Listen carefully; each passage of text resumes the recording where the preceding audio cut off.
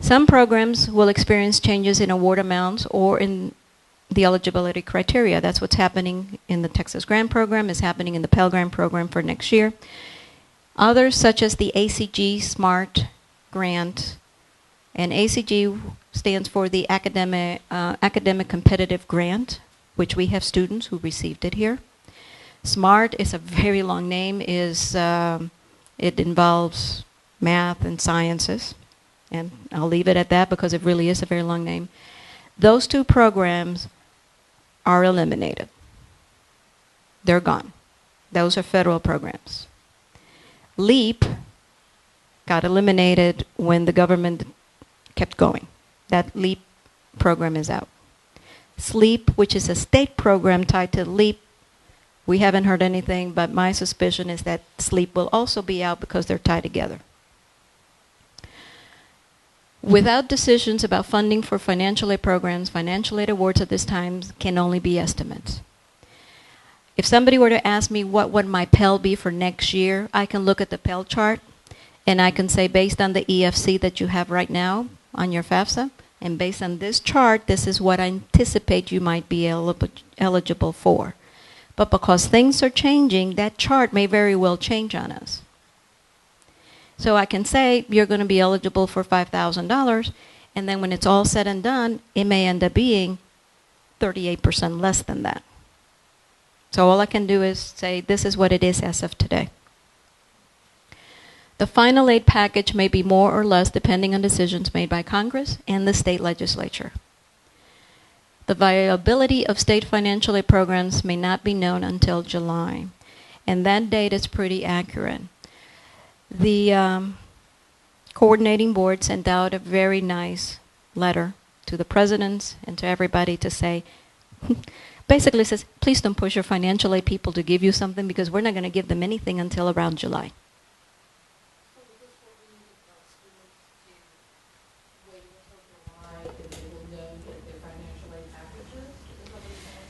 What I'm saying to the students is, as soon as we are able to make a determination on financial aid eligibility for you, we will send those notices.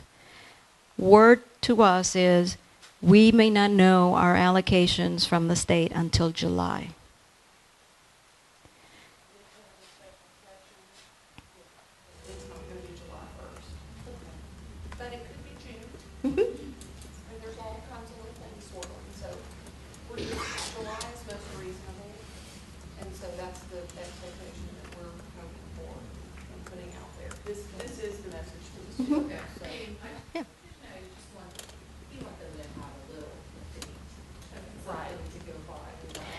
Within the month of July, we should have something from the state as to what all the schools are going to be getting.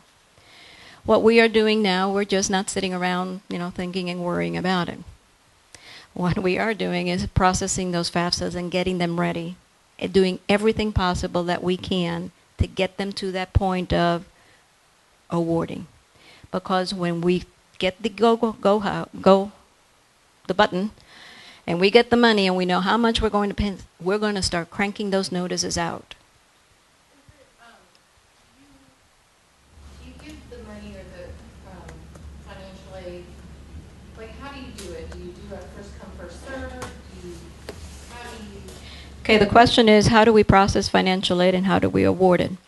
When we start awarding, and we don't do this, humans don't do it, we've got it set up, the machine actually goes in and it starts doing it, and it starts selecting that student application based on the date of completion. And the reason why it's date of completion is because you could have a situation where the student applied and filled out their FAFSA in February. We needed documents. We don't get those documents until August. I am not, but then we have another student who applied in February and got their stuff in early. It's ready to go. I am not going to go to the one in August and put him in the same category as the one who turned the things in early. So it's by date of completion, and it goes through a filter pretty much.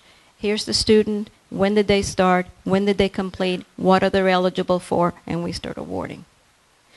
Now, one of the tactics that we can use and it'll drive everybody crazy, but it's possible, is to go in, and once we are set for fall, we can award definitely loans. Those have not changed. We can go in and send a notice saying, here are your loan amounts for next fall. For the current students, here is your work study and your loans. Then when we have some additional information, then about, let's say, Pell Grant. Oh, okay, now here is your revised notice because it includes your work study, your loans, and your Pell Grant. When we get information about the state programs, then we send another notice and we package everybody all over again, and we send a notice to say, here's your work study, here's your loans, here's your Pell, here's your state. We can do that. It'll drive people crazy. Because as we are adding additional programs, we're reducing loan funds. I'd rather not do that because it will drive the students crazy. It'll drive the office staff crazy. It will drive the entire community crazy because they'll say, Maria, what are you doing?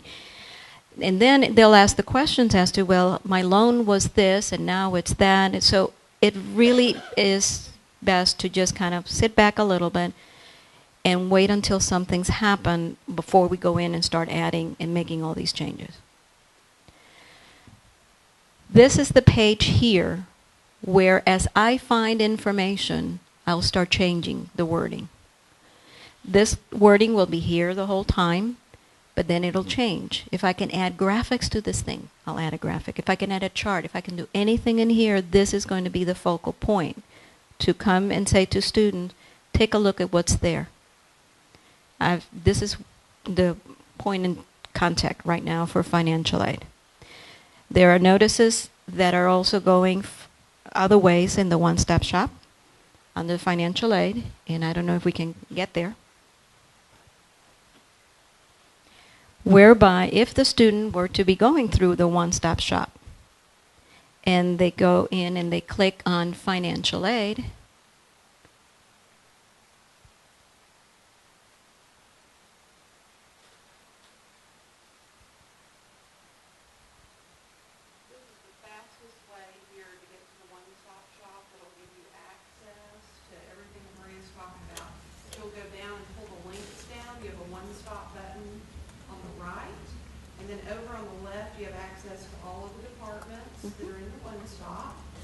and if you click on financial aid and scholarships, this page actually has the link that you all received in email today.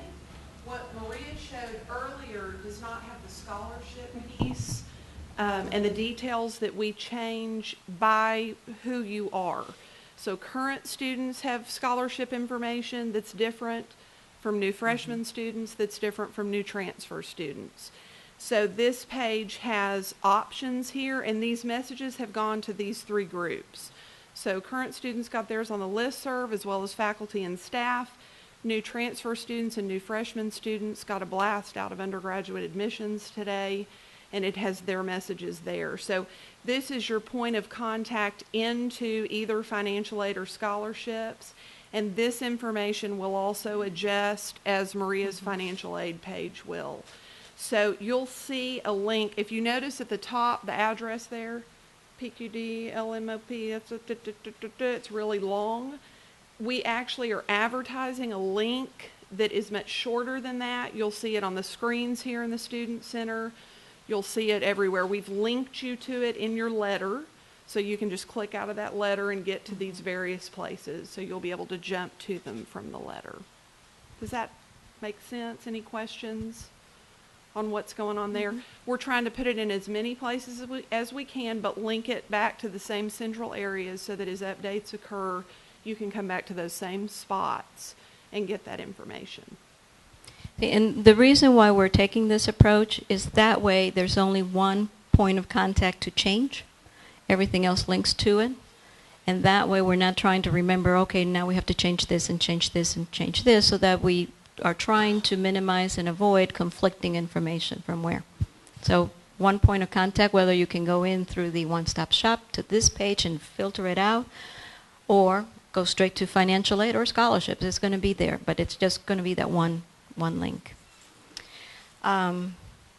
Any questions? Yes, Elva. Groups of students, but for those that are only loan eligible, perhaps that are not grant eligible, will they be awarded? Ahead of time?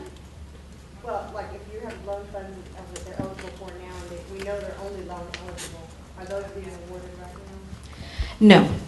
And the reason being is that even the loans, the subsidized loan is iffy, not in the amount, but in the interest.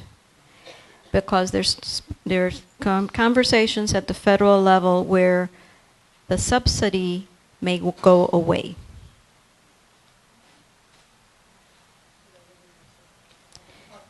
The possibility, the talk is that that subsidy is going to go away because it is very expensive to the federal government to subsidize undergraduate loans.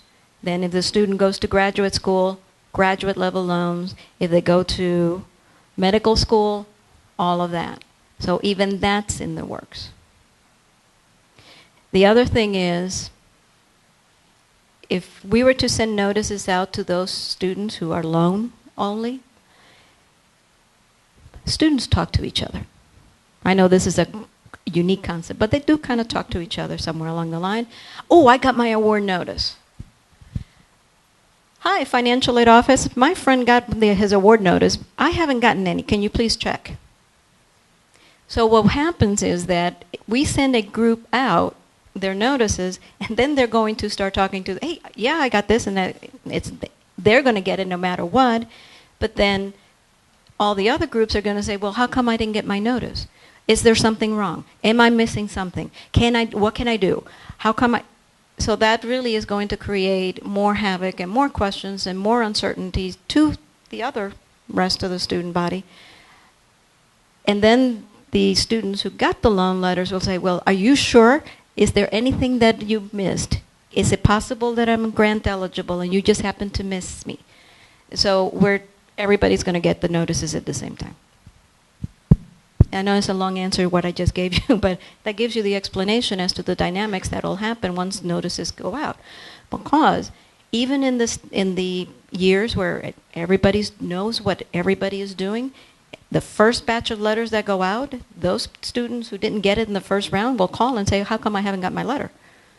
Well, we're sending them out in batches as quickly as we can. Well, but how come? Is there a problem? Am I missing something? And so we're trying to minimize, though. Any other questions?